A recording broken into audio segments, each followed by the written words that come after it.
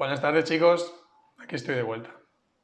Bien, hoy vamos a volver a una clase algo teórica y vamos a ver un nuevo, digamos, tipo de movimiento, ¿vale? Una forma de simplificar un movimiento. Y vamos a hablar sobre el movimiento circular y más particularmente sobre el movimiento circular uniforme.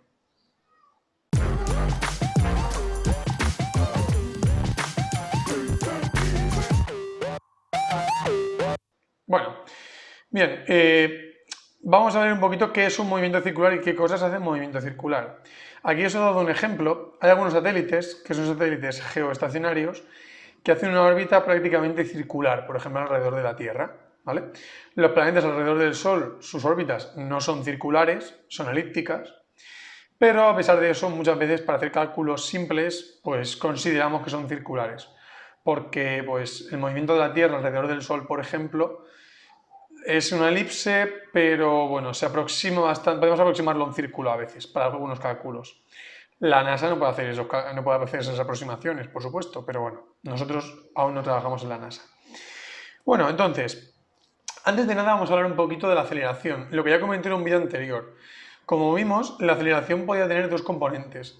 La aceleración tangencial, que es la aceleración que hace que el cuerpo vaya más rápido, que es tangente a su trayectoria, ¿vale? Vamos a ver, por ejemplo, vamos a ver un ejemplo de... Aquí tenemos un cuerpo que se está moviendo, pues tenemos una velocidad y una aceleración.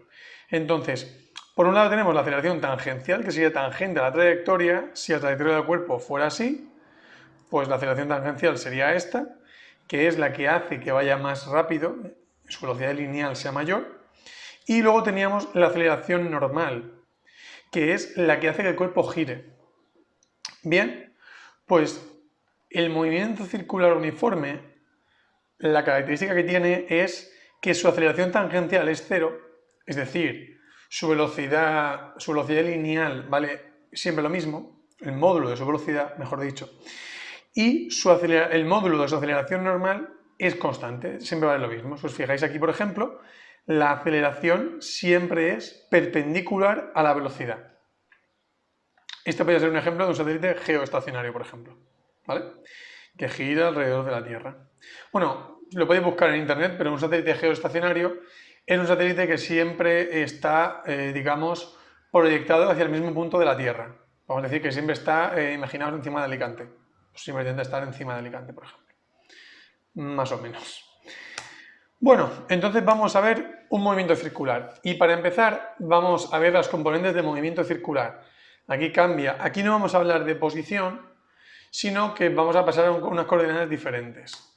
Vamos a hablar de ángulo.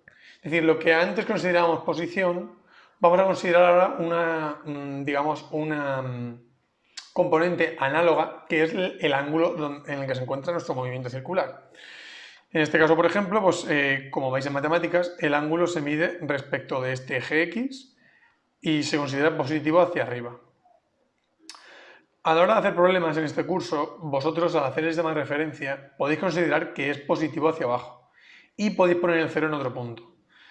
Pero para cálculos más avanzados es preferible seguir siempre el criterio en el que seguís en matemáticas, que el ángulo es positivo cuando va en sentido antihorario y negativo cuando avanza en sentido horario. Bueno, entonces, como veis, el ángulo no vamos a medirlo en grados, sino que vamos a medirlo en radianes. Los radianes los habéis trabajado ya en matemáticas, en trigonometría seguramente.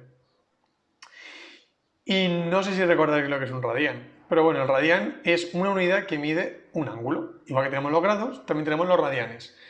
¿Qué pasa? Que los radianes son más incómodos para trabajar con ellos, porque, bueno, los radianes, la definición de radián está muy relacionada con el número pi, y el número pi es un número irracional, con lo que es un poquito más complejo. Entonces, ¿qué es un radián? Bueno, para empezar, podemos decir que es una circunferencia. Una circunferencia es una serie de puntos que equidistan de otro punto, que es el centro. Es decir, una circunferencia son todos estos puntos y la distancia entre todos y el centro es la misma. Y a esta distancia se le llama radio.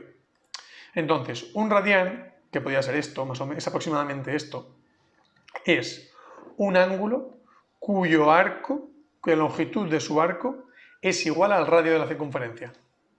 Es decir, si esta circunferencia tiene un radio r, un radián será el ángulo necesario que tenemos que abrir para que este arco tenga una longitud r. Eso es un radián. Entonces, claro, podemos pensar, ¿y cuántos radianes tiene una circunferencia? Bueno, vamos a pensar, ¿cuánto valía el perímetro de la circunferencia? 2 por pi por r, ¿no? O sea, que ¿cuántos radios hay en una circunferencia? Pues 2 por pi. O sea, en una circunferencia completa tenemos 2 por pi radianes. Lo que antes eran 360 grados, ahora son 2 pi radianes. Como veis, son unidades diferentes. La magnitud que miden es la misma, pero son unidades diferentes. Al igual que tenemos los metros y las millas, o los metros y los pies, por ejemplo, pues también tenemos los radianes y los grados. ¿Y cómo saber cuántos grados hay en un radián? Si lo queremos saber por curiosidad, pues se puede hacer con un factor de conversión. Un radián, pues hacemos un factor de conversión. Ponemos radianes abajo, grados arriba. 2 pi radianes, que es una vuelta entera de la circunferencia, son 360 grados. Haciendo este factor de conversión, nos da aproximadamente 57,3 grados. O sea, un radián son unos 57,3 grados. Vosotros este factor de conversión en particular no lo vais a hacer nunca, porque... O sea, no vais a utilizar nunca el cambio un radián igual a 57,3 grados. No, cuando hagáis un factor de conversión, utilizaréis esto. Utilizaréis que una circunferencia son 360 grados y también son 2 pi radianes. Es la equivalencia entre ellos. De la misma forma, ¿os acordáis un poquito de matemáticas? ¿Qué sería? ¿Cuántos radianes habrá en media circunferencia? Pues si una circunferencia es 2 pi, pues media circunferencia serían pi radianes. ¿Y un ángulo recto? Pues un ángulo recto, como es un cuarto de circunferencia, un cuarto de 2 pi es pi partido de 2 radianes. Como digo, no es cómodo, especialmente si estas expresiones en función de pi las pasamos al número decimal, porque, pues, por ejemplo, pi partido de 2, que no sé cuánto da, pero se lo hago con calculadora, es 1,57096, o sea, es un número irracional, con infinitos decimales. Entonces, es un número bastante incómodo, como número tal. Entonces, generalmente, cuando hablamos de radianes, se expresan en función de pi. O sea, no se pone el número decimal, sino que se pone como un múltiplo de pi. Porque así se queda un número más sencillo, digámoslo así. Pero bueno, simplemente que en los movimientos circulares hablaremos siempre en radianes, siempre. Entonces, vamos a hablar de movimiento circular uniforme. Mira, al final, ¿qué es un movimiento circular uniforme? Pues es un movimiento circular cuya velocidad lineal es uniforme, el módulo de su velocidad. Es decir, va a estar dando vueltas y el tiempo que tarda en dar cada vuelta siempre es el mismo, ¿vale? Así se mueven círculos. Entonces, como veis, en cada incremento de tiempo, el incremento de ángulo, ¿vale? Esta letra Z, esta letra griega Z, que es la que vamos a hablar del ángulo, va a ser el mismo. Y a la velocidad a la que se mueve esto le llamamos omega, que es la velocidad angular. Como veis, en estos movimientos estamos utilizando el alfabeto griego, ¿vale? No es una W, sino que es una omega. Sería como una W redondeada, digámoslo así, ¿vale? Igual que esta letra Z. Bueno, y la velocidad angular se mide en radianes por segundo, es decir, cuántos ángulos se recorre cada segundo. El concepto es sencillo. Al igual que antes en la velocidad lineal hablábamos en metros por segundo, o sea, cuántos metros se recorren cada segundo, en este caso hablamos de radianes por segundo. Cuántos radianes, qué ángulo se recorre cada segundo. Es sencillo.